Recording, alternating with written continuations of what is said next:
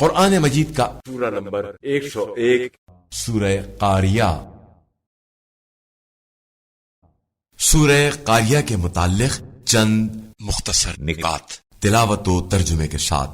بسم اللہ الرحمن الرحیم۔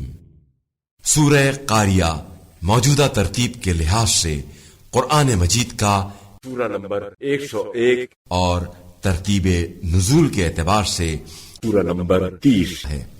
یہ سورہ مکہ مکرمہ میں نازل ہوا۔ اس سورہ کا نام اس کی پہلی آیت میں ذکر ہوا ہے، اور قاریہ عربی میں کھٹکھٹانے کو کہا جاتا ہے۔ گویا قیامت انسانی دلوں کو کھٹکھٹانے والی ہے۔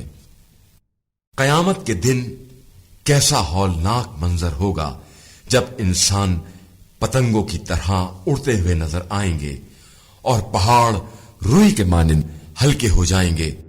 ایسے میں اگر کسی کے اعمال صالح کا پلہ بھاری ہوگا تو اس کا وزن باقی رہ جائے گا۔ اس کا مطلب یہ ہے کہ ایسے انسان کا عمل پہاڑ سے زیادہ بھاری ہے۔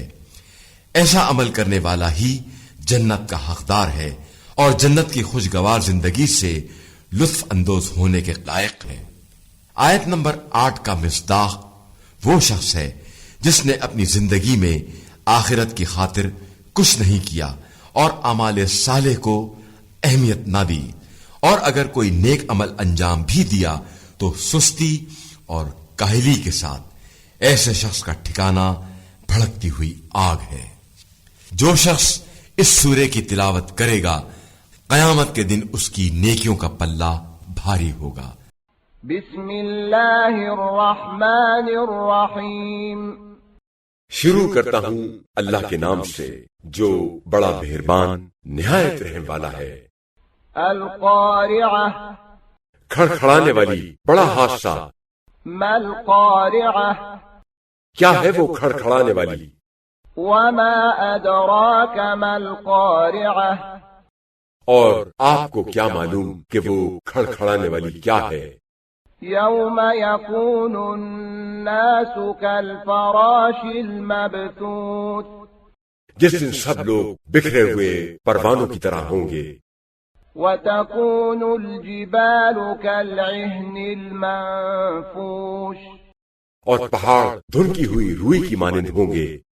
فأما من ثقلت موازينه، تو جس کی نیکیوں کے پلڑے بھاری ہوں گے، فهو في عيشة راضية، تو وہ دل پسند عیش و آرام میں ہوگا۔ وأما من خفت موازينه، اور جس کی نیکیوں کے پلڑے ہلکے ہوں گے، فأمه هاوية، ان کا ٹھکانہ گہرا گڑھا ہاویہ ہوگا۔ وما أدراك ما هي، اور تمہیں کیا معلوم کہ وہ ہاویہ کیا ہے؟